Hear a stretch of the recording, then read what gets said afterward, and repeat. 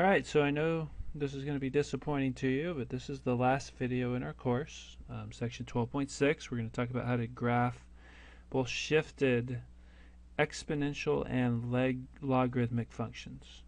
And we've already talked about how to graph an exponential and a log function that's unshifted, but now we're going to apply some of the shifting techniques we've talked about before. So let's begin by looking at the exponential function f of x equals 2 to the x plus 3 power minus 5. And before we actually graph that, let's take a look at its related unshifted function. It's f of x equals just 2 to the x. No shifting going on, just f of x equals 2 to the x. And what we did before was we made a table of x and y values for that. We just chose three simple values. We chose -1, 0, and 1, and we plugged in -1, we got 1/2, and we plugged in 0, we got 1, and we plugged in 1, we got 2. And so this made 3 points.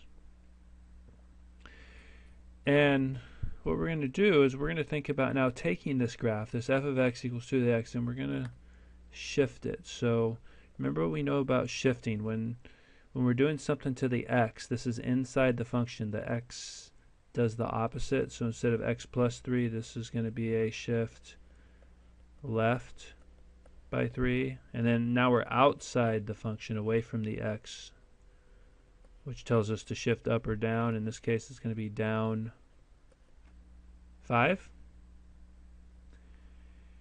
So basically, we're going to be taking this graph that has these associated points on it, and we're going to shift the entire graph left 3 and down 5. And when we do that, it shifts all the related points.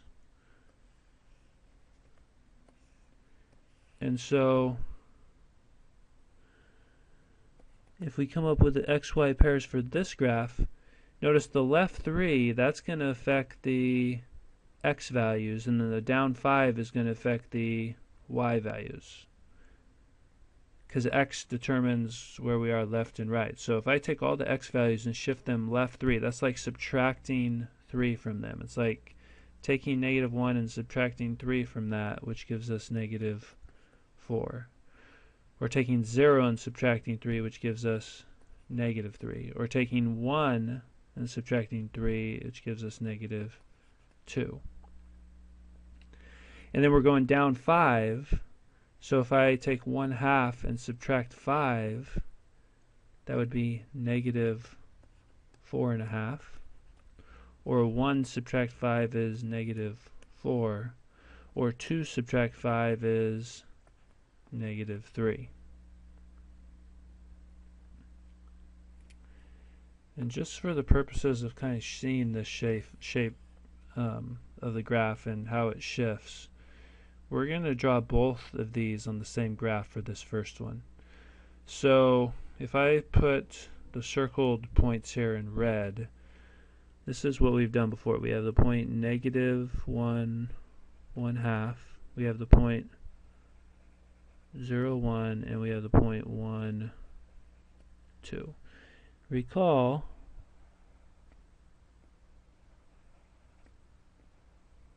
that the shape kind of looks something like this. And remember, it had this horizontal asymptote here. Well, first of all, the horizontal asymptote for our new graph is going to be shifted down 5. So instead of being at 0, it's going to be down here at -5. We're going to have this new asymptote. And then we can put these other points on here. We have -4, -4.5, which is right there. We have -3, -4, and we have -2, -3. So this graph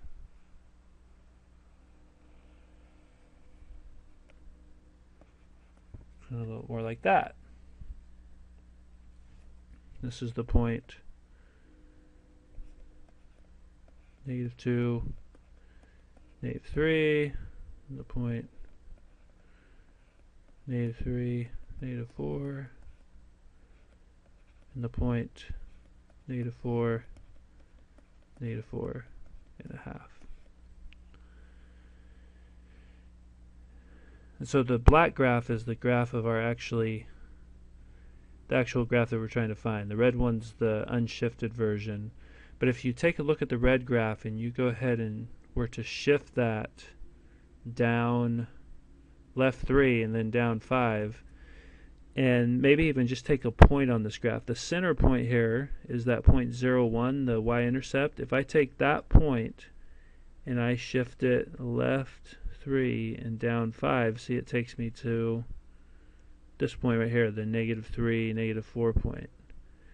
And the other point right here above it, if I go left 3 and down 5, I get that point, the -2, -3 point. And then if I take this other point and go left 3 down 5, I get the -4, -4.5 point. And so you should kind of see the idea that we can apply what we learned before about shifting graphs also to exponential graphs. Another way to do this, of course, is with the graphing calculator, like we've done all semester. So if I were to put that in my graphing calculator, it would look like this. We go to y equals, clear out any old functions, and we go 2 raised to the power, and here we need parentheses because it's more than just an x. It's an x plus 3. So we have to put that x plus 3 power in parentheses. Then afterwards go -5 and graph. And you can see that's definitely what our graph looks like. We might even want to go to the table to verify that we have some of these points right. For example, we put the point -4, -4.5. We put -3, -4 in. We put -2, -3 in. -1, -1. There's another point. And we could keep adding points. So you get the idea of what we're trying to do here. Of course, if you want to use the graphing calculator to do all of these, you can feel more than welcome to do that. Generally 3 or 4 points is enough to get a good idea of what this graph looks like. We also want to write down what the domain and range is. For exponential, the domain is always what? It's always anything. It's always -infinity to infinity. There's no limit on the x values that can be plugged into this function. But the range, that really is dependent on where the asymptote is, the vertical asymptote or the horizontal asymptote. So remember this red line down here, this line y equals -5. Our graph is getting closer and closer to that red asymptote but never touching it. So the range is going to be everything from -5 to infinity. We're not going to go below that -5 value, and we're never going to equal -5, but we can get really, really close to it. So the range is -5 to infinity, because it does keep going up to infinity. All right, hopefully that makes sense. Let's take a look at another one of these. We have another exponential function here. This one is an exponential function with base e. And notice we have, again, some shifting going on. What's this shift right here tell us? The x minus 1. Should say that means we have a shift right by 1. And then the -2 over here tells us what? It tells us down 2. So again, I would start with the horizontal asymptote. The horizontal asymptote is not at 0 in this case. It's down 2. So the horizontal asymptote is this line y equals what? Y equals -2 is the horizontal asymptote. And let's go ahead and use the graphing calculator from the start with this one. If I go back to my calculator, I go back to y equals and clear that old one out and type in e to the x minus 1, close parentheses, -2, and hit graph. we can see it looks like we are getting that horizontal asymptote there at -2 that it's approaching. Let's go ahead and look at the table.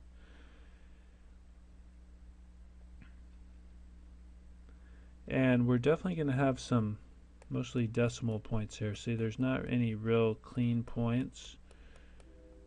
We definitely probably want to include this one -1 point. So 1, -1 is a point. We also might want to say the point to the left of that, 0, -1.63. Or maybe even, yeah, so 0, 0, -1.632.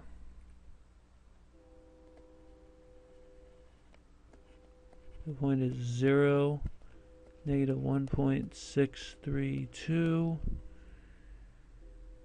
And then let's look at one more. How about 5.389?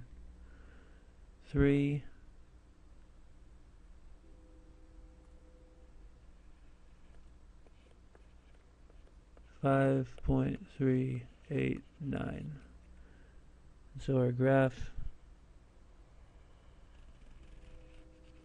should look something like this. What do you think the domain and range are for this graph? Is it anything? Most definitely is not anything for the range, but the domain, again, domain can be anything. The range, however, stops somewhere. What's the lowest y value that we're approaching here? This y-intercept, or the horizontal asymptote here, is at -2, and the graph is getting really, really, really close to -2, so the range is -2 to infinity. Kind of the same idea that we talked about with the range on the last one. Alright, so that's how we graph exponential functions. Hopefully that makes sense. We're also going to talk, though, about graphing logarithmic functions. So remember, an unshifted logarithmic function has a x-intercept at 1, 0, and it kind of has this shape. Remember, it has a vertical asymptote. This is the line x equals 0. The domain of this is 0 to infinity, and the range is -infinity to infinity. We've done this before. We're going to take this idea and we are going to shift left, right, up, or down. And one of the things that's different about a logarithmic function than an exponential function is the exponential functions, remember, we started by shifting the horizontal asymptote. So whatever the downshift was, we'd shift it down, or up if it was an upshift. Well, here, since we have a vertical asymptote, we're going to shift the vertical asymptote right or left at the start. And so as you might expect, this x plus 2 tells us to shift left by 2, and then the plus 1, that's outside, that tells us a shift up by 1. And so what we're going to see is that our vertical asymptote is not here at 0. Our vertical asymptote is shifted left by 2, which puts it right here.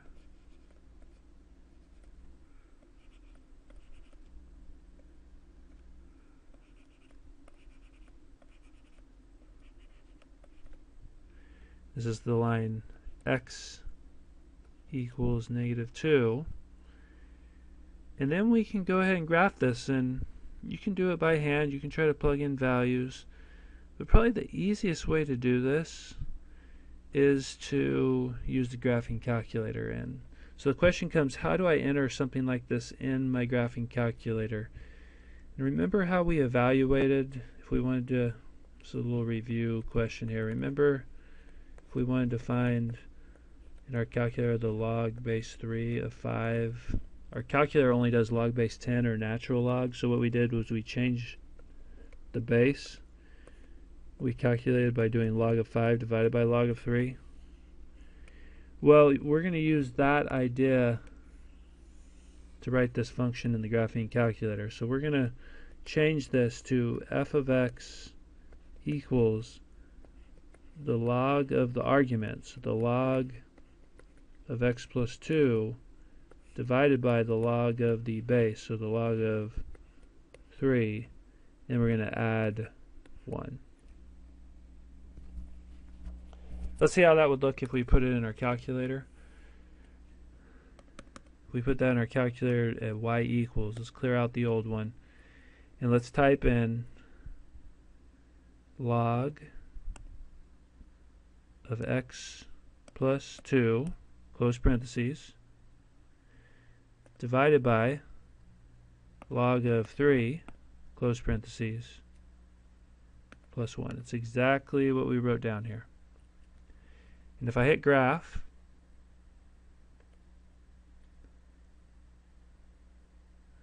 notice that one of the things that you're going to have with graphing calculator sometimes is we have a limitation on what the graphing calculator shows us.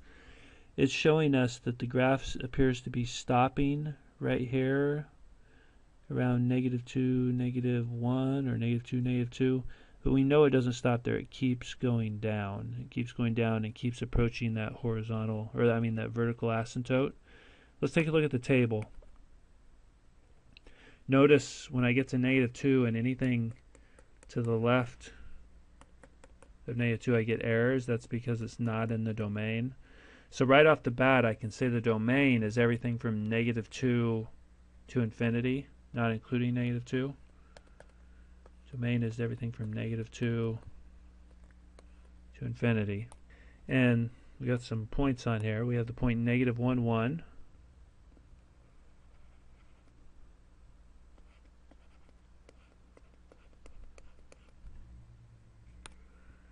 We have the point,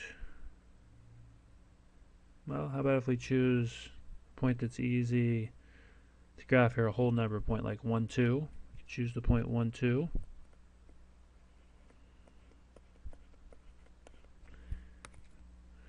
Some other whole number values, 7, 3.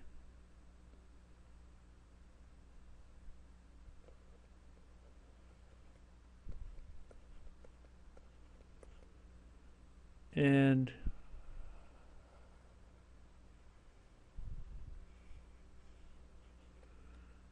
we could go ahead and graph this guy.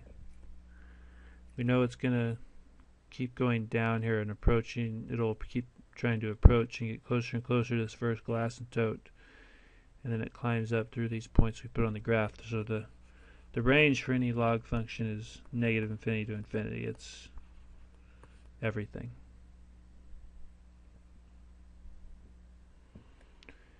Let's take a look at one more. Let's take a look at the natural log function. It's going to have a shift right by 4 and a shift down 3. So our vertical asymptote is going to be shifted from 0, right 4. So here's our vertical asymptote.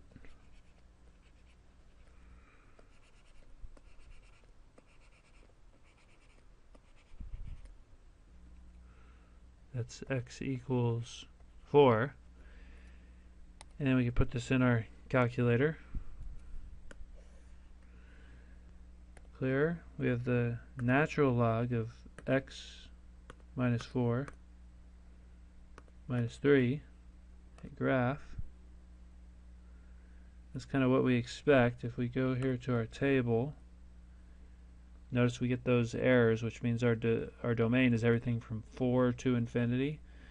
And we have the point 5, -3. That's the first point we probably want to put on here. 5, -3.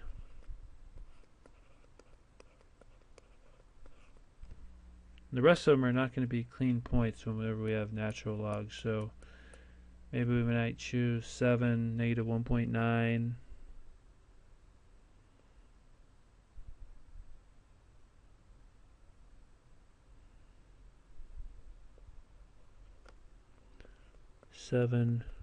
negative 1.9.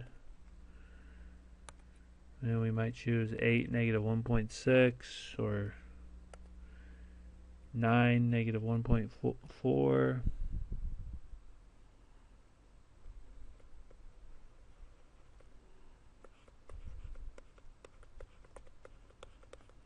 The graph, though, essentially, comes down here, and it goes through those points and heads up off that way. Domain, like we said, it doesn't ever go to the right of 4, and it never equals 4, so the domain is 4 to infinity. The range, again, is everything. And that pretty much does it for section 12.6. Thank you, and we'll see you in class.